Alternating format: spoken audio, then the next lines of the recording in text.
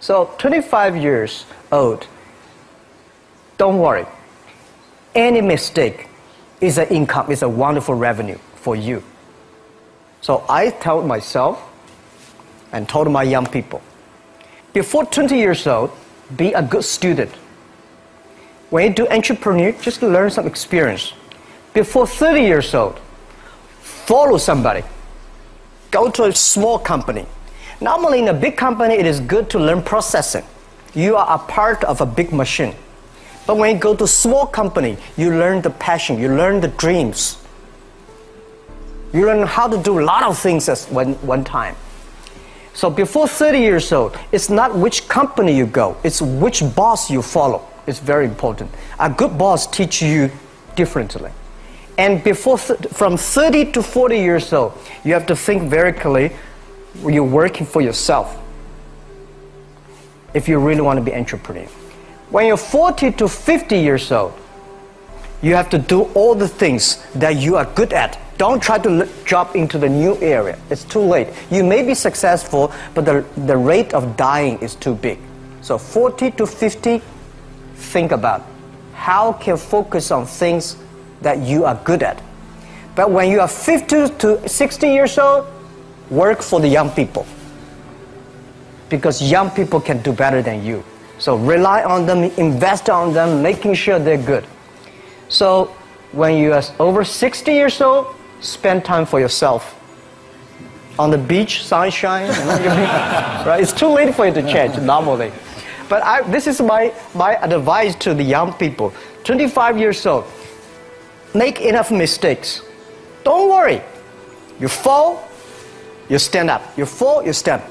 Enjoy it. I mean, 25 years old, enjoy the show, enjoy the show. I did not have a rich father. Tried 3 times for university. All failed. I applied for Harvard for 10 times. All failed. They don't even want to see me. For the last time, I went to the teachers' college, which was considered the 3rd or 4th class of my city. So I applied jobs for 30 times, got rejected. It was so difficult at that time. I was so frustrated because I taught in the university. My pay was $10 a month. Because I could not find a good job. In 1994, discussed that I'm going to do something called internet.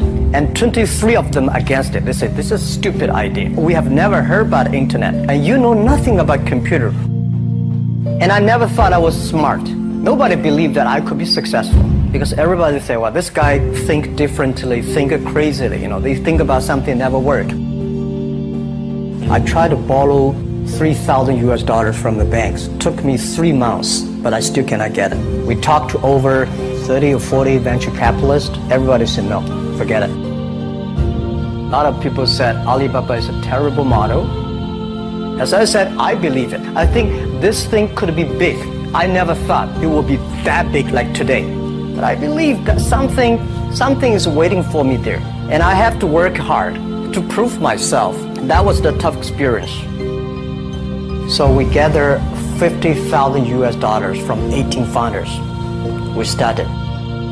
For the first 3 years, we did not have even $1 revenue from our business. It was not easy. Why it keeps us going ahead, going forward? Because I received lots of email of thanks from the customer. They say, this is such a great thing. We cannot pay you, but this thing helped us. If you keep on helping us, one day you will be successful. And I believe this. Little by little, we build up our business. Little by little, we build up our ecosystem of the infrastructure. And now, after 16 years, we have an Alibaba group, we have a Tmall group, we have a Taobao group, we have Alipay. And people said, you are so smart. How could you make a company like that? Bill Gates, Warren Buffett, Jack Welch, Larry Page, Mark Zuckerberg. The difference between those people and other people, they are always optimistic for the future. They never complain. They always try to solve the problems of the others. When you're optimistic, it's always opportunity. People, same here today. Jack, where is the opportunity? I don't have a job. I don't have this. I don't have that. We are at the best time of this century. The best assets you have is that you are young. Don't complain. Let the other people complain. The opportunity always lies where people complain. Think about how you can make things different. Is there anything I can do that make the difference? And then when you think about this, start to do it. I saw a lot of people, young people, have fantastic ideas every evening. But in the morning, they go to the office same again. Being an entrepreneur, you have to do the things before the other people do. You have to wake up before the other people wake up. You have to be more brave than the others. Use instinct. Everything you do is to the need of the customer. To everybody, to any person, tomorrow is new. Make the move, make the action. Whether investors believe in this or not, whether your friends believe it or not, whether your parents believe it or not, that's not important. You believe it, your team believe it, and work day and night on this. That's how the things happens. Make enough mistakes. You fall, you stand up. Any mistake is an income, is a wonderful revenue. Don't worry about the money. Money follow the people. People should follow the dreams. If you have a dream, just to go ahead. I think nobody can conquer the world. We only can serve the world. Either work for the others or work for yourself. And I choose the way, work for myself.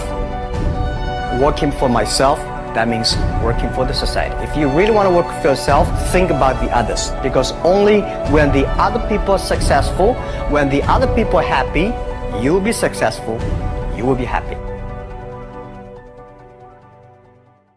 I think today people worry a lot about the world, about the economy, China, economy in the world. But I'm very optimistic. When people start to worry, that is the opportunity is. I worry about the blood testing, and she created good things. And I think great innovations, great companies always happen in the tough times. Life's like the music. You have up, you have a down, you have a long, you have a short notes. And I like your American movie. Life is like a box of chocolate. You never know what you're going to get, right? So I'm pretty optimistic. The opportunity in the future for equality is huge, because in the last century, the IT is for big companies. The globalization is for big companies. But now with the technology, we can serve those 80% of the companies that never been served. We can serve the 80% of the young people that have never been served. Technology for internet is so cheap, so easy to use. One of the reasons why we grow in China e-commerce so fast, much faster than the USA, because our infrastructure of commerce in China was too bad. When it is too bad, something happens and goes. Today we are working on the rural areas of China. I can never imagine that China, about 800 million people still live in the rural areas, are farmers. And there are about close to 200 million people. Their income is less than $1 per day.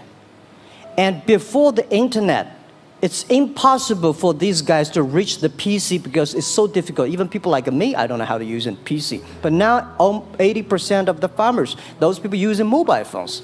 When you have the mobile phones, the internet, the data, things change a lot. So I'm excited about the future. People always worry. I love the young kids sitting there and talking about the dream, the hopes, because if they have the hope, we have the hope. That's what I believe.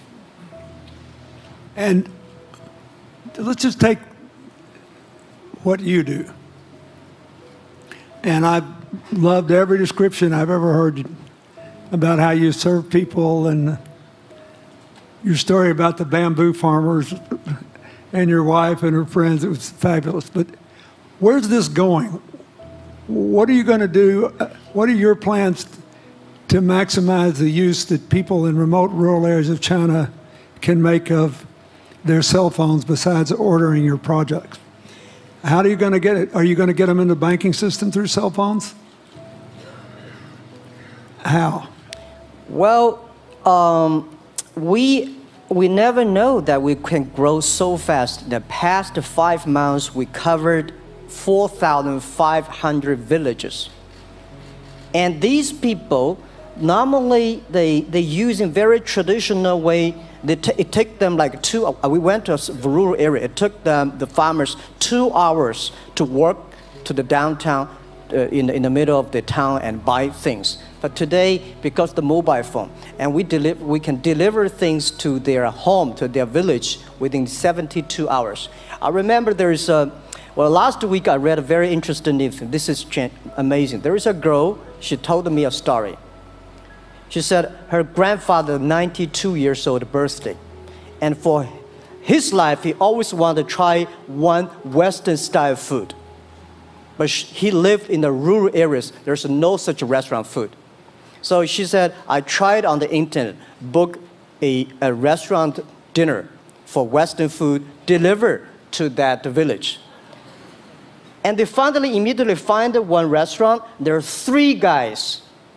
They took like a 3 days bus from Shanghai to that village, made an Italian spaghetti and a beef for them for this 92 years old birthday. And whole village was excited. Everybody started, wow, you can order food, Western style food. So buying almost everything.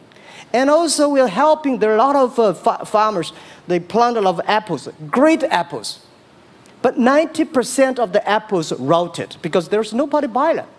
They normally buy by track. If you sell the apples, they sell whole track. And using the traditional way, they can sell by whole basket of the apples. But now, because of the internet, they sell by one. Each apple, they sell $1. Or 1 RMB or 2 RMB for each. So the farmers see using internet, they can buy and sell using the mobile phone. That changed their lives. And I think it's exciting.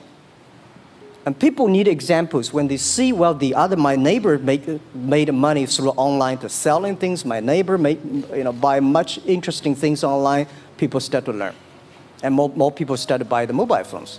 We cannot make all the mobile factories to sell phones to them. Only they know the mobile phone really works, helping change their lives, they start to buy the mobile phones. Just one more question. Do you think this will make the current problems like the current problem in China less likely? That is, if we'll have more market information and the market will drive where the investment goes instead of the government trying to make judgments about, I better build another housing development or office development here, there, yonder, and you wound up with a bubble. Well, if it comes from the bottom up, is it more likely that fewer bad things will happen? Yeah, I think last week I was in Seattle discussing about the China economy. I think you American people worry too much about the China economy. Well, you see, every time when you start to worry about China goes better.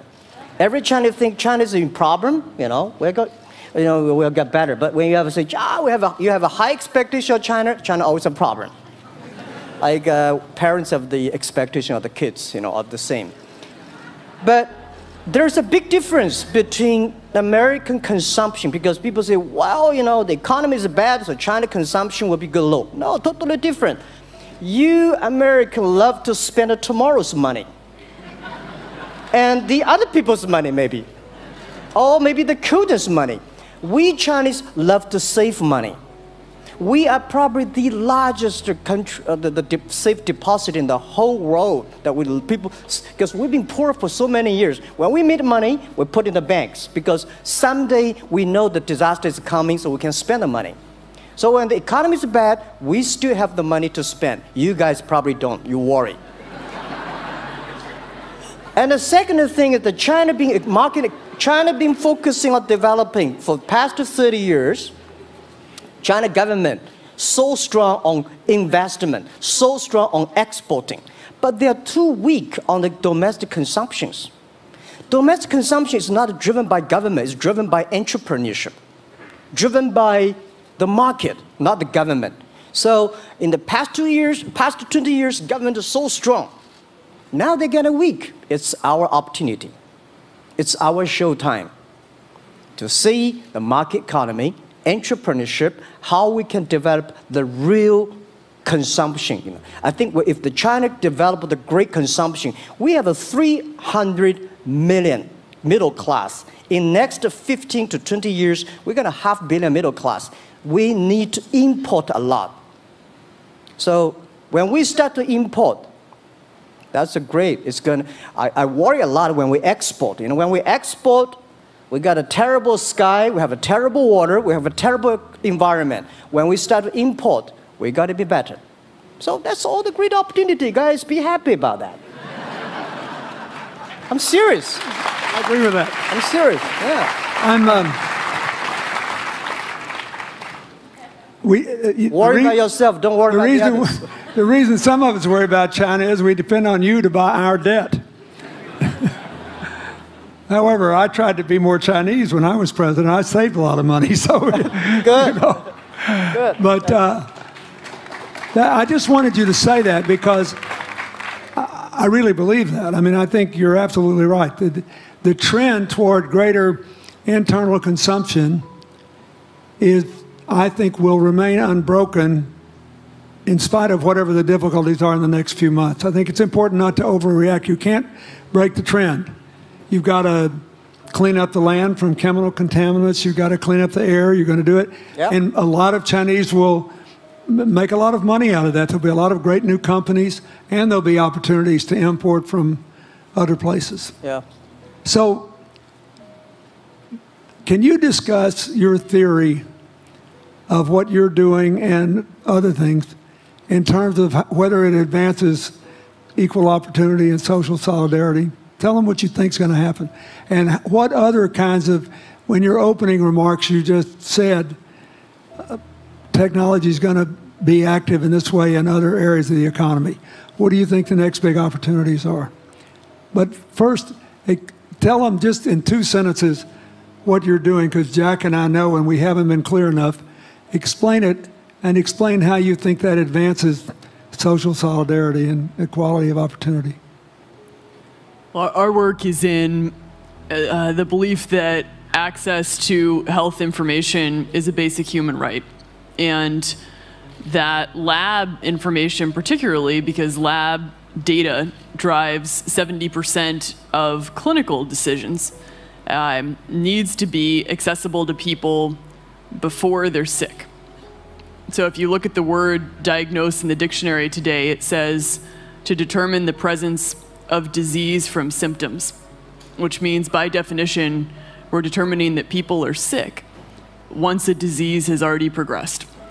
And our work is in being able to make lab testing accessible to people in time for therapy to be effected, and to do that in a way in which every person, irrespective of their insurance status, irrespective of where they live, can afford the ability to get a test done. So that means, in our case, we've invested the last 12 years in now developing hundreds of tests, many of which are less than $10. So $2 tests in the United States. And I think one of the amazing things about this country is that we have such an incredible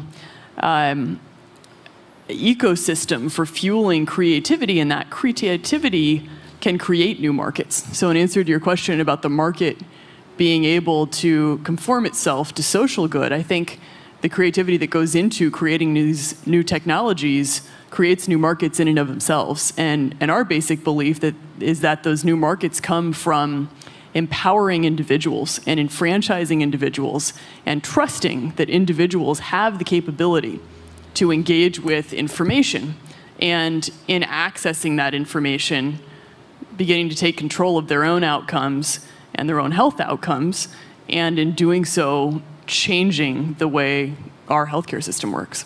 Think what this could mean for rural China, for rural India, for Native American reservations in America, for the Mississippi Delta, for the remote areas of where all the jobs were lost from coal. You're all of a sudden giving people information. And one of the most important things I think we did in my second term as president in the healthcare front was develop this diabetes self-care program, and all of a sudden Jack's company could be delivering the means to self-care based on your test.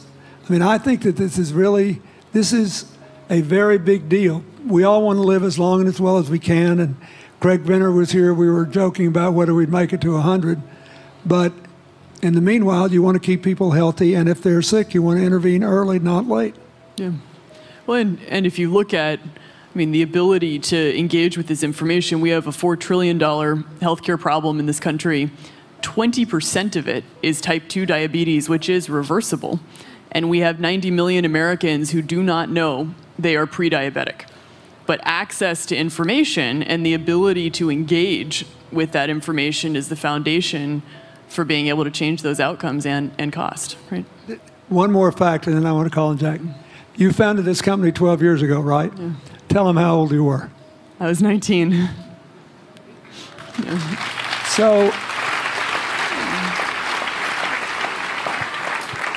don't worry about the future. We're in good hands. So, I was thinking about 19, where I am. 19, I've not passed the examination for university yet. I failed 3 times, but I think it worked out. I'm not good at schooling. Well, yeah, that's why I give confidence to a lot of young people in China. If Jack Ma can be successful, 80% of the people can be successful. People like her, we're jealous. But, well, equality, I would like to make a little bit of technology helping, because yesterday I was joining the UN Women Conference about gender equality. And I think the first technology revolution happened 200 years ago in the UK, released the human body, the arm, stronger. The second technology revolution in the USA for energy, you can last long.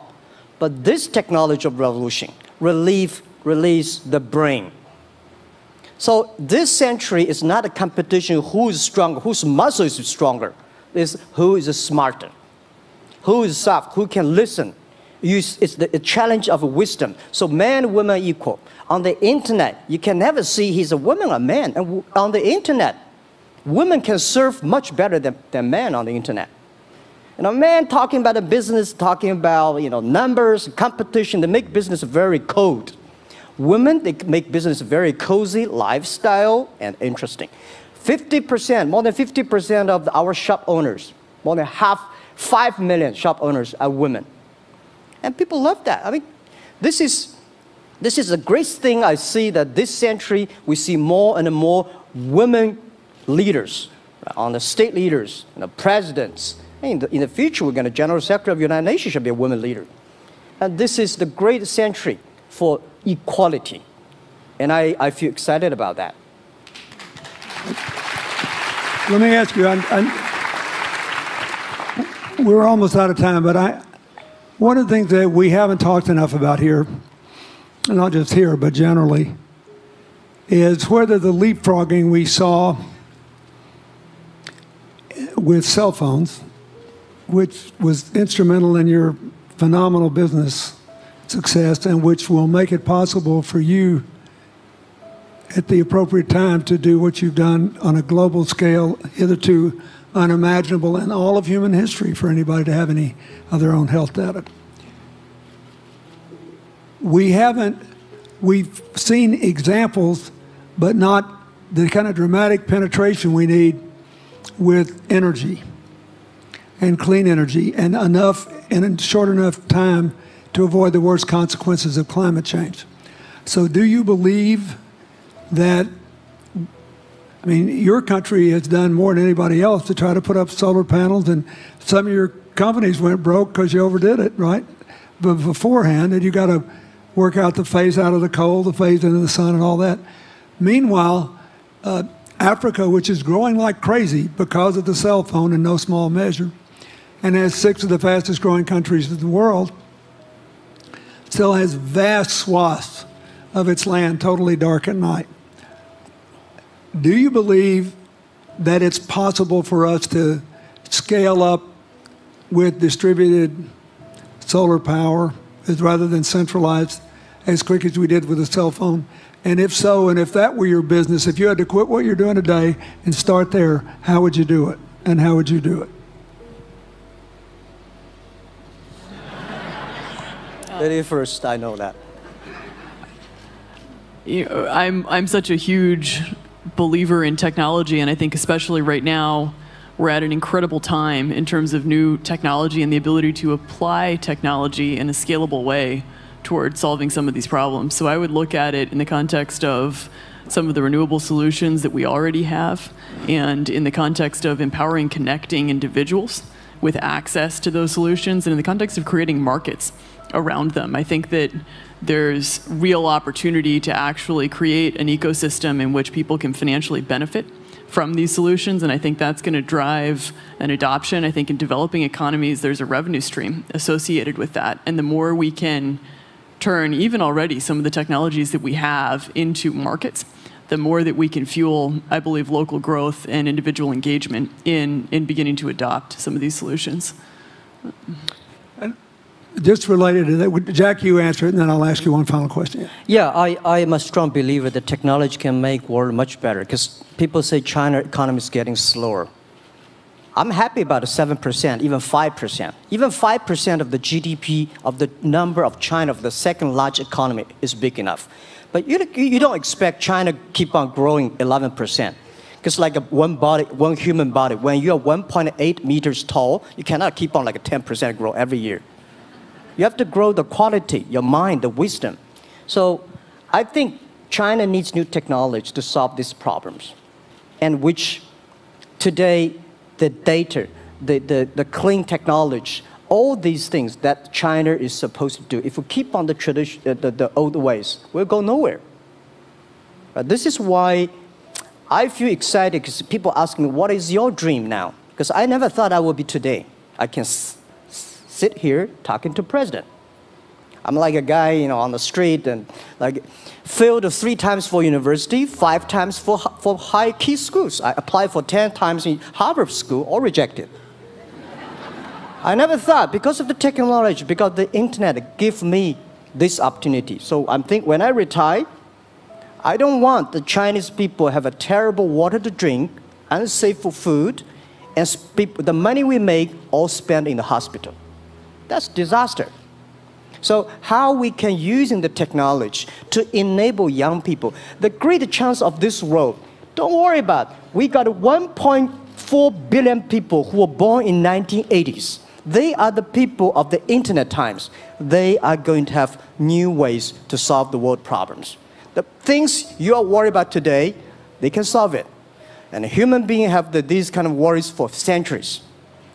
And young people can always solve it. And today, when you have a right direction, clean energy, you know, the climate change, all these issues, they will be solved, and these are the great opportunities ahead of us.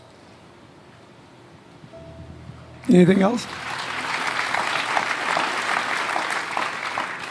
I agree with that. I think the more we can enfranchise people, the more we can create ecosystems in which individuals are empowered, the more we give rights to individuals to be able to build businesses, to be able to pursue the economic benefit of technologies, the more you see these markets change. Before they leave the stage, I want you to look at them. And I want you to think about the time we have had to spend here dealing with the refugee problems in Syria and Lebanon. Stand up, Elias. This is my friend Elias Bousab. He is the education minister in Lebanon.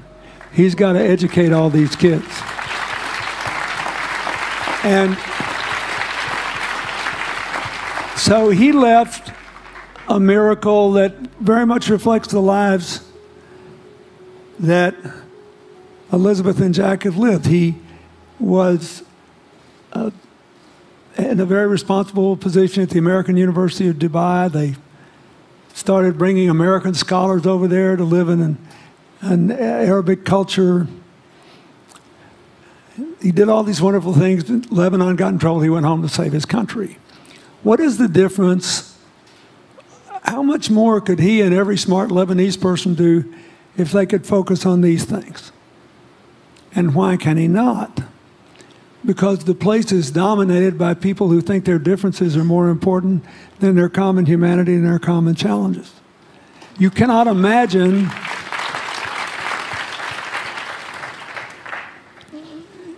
Jack Ma's proud of being Chinese. I like that. He never hid it. He's happy about it. I'm proud to be a global citizen too. Yeah. Yeah. And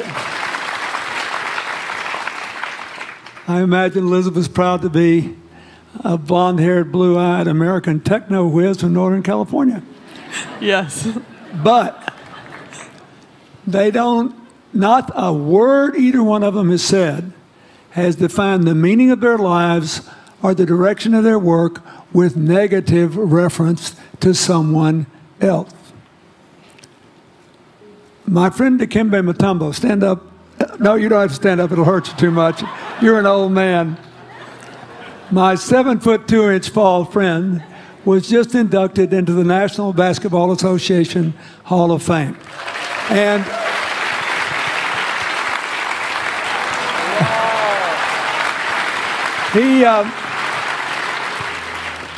my family, my whole family loves him.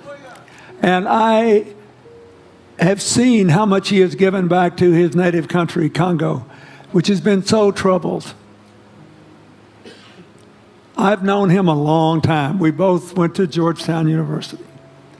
I did before he was born, I think. I've never heard him say a resentful thing about anybody. I have seen him give and give and give and try to give the people in his native land opportunities. Why am I telling you this? He's had a good life because he never defined his life with negative reference to anybody else. He never begrudged anybody else's success, and he thought he had an obligation to help other people. I'm telling you, we are back in a time of collective global insecurity where the main struggle is the oldest one in human history, just in modern techno realities. I mean, if you were trying to build the Middle East, you would think about our permanent sponsor here, the ambassador from Oman, who her government tried to help head off a calamitous war in the Middle East over the nuclear issue in Iran. We all pray to God that it'll work out all right. And the lead she made. You look around all these places, wherever people are putting aside their differences and working together, good things are happening. We cannot achieve economic or social equality without living in the factual realities of the world we face, looking at the obstacles, looking at the opportunities, making the best decisions. And those of us who even feel good about ourselves because we think we spend a lot of time giving, our whole goal should be to work ourselves out of a job. One of the things that Bill and Tanny Austin are sitting there with Starkey, they started giving away hearing aids, and then they decided, well, we better teach these young people how to speak. If they get the gift of hearing, they'll have to learn that. So they got into the education business. Sonny Varkey got into the education business and decided somebody ought to do something really dramatic to remind people that the only people that really matter are the teachers. So he gave the first Global Teacher of the Year award last year, and an international panel gave the prize to a teacher from Maine who promptly gave the entire $1 million to her school. The woman never made any money in her life. She gave all the money away immediately. The future is going to be forged by people who think of how to use the modern tools that we are given, as Elizabeth and Jack have, to create opportunity through empowerment. And it will not be a straight line. It's too many moving parts. But I just want you to think about that. The reason you feel good looking at them is that you identify with them even though they're different from you. And that's basically where we are all over again, and we can't slip back. We can't give up. That's why when we had the Prime Minister of Italy and George Soros talking about the future of Europe, and George said it was coming apart, and the Prime Minister said, no, it doesn't have to come apart if it's about something more than economics. I thought it doesn't have to come apart if you will it not to. And you put yourself on the line for it. There are no guaranteed outcomes today, but you can guarantee that the trend is right. So go ahead, you were going to say something, weren't you? Yeah, I just wanted to add, I mean, as we're talking about the future and from my own experience and looking at all the faces here, I think a huge part of the answer to your question is also to raise our little girls with the stereotype that they can be the best in engineering and science and math. Because when they do in all of these industries, it changes everything. And we need to do that in this country, and we need to do that as parents in other countries. You know?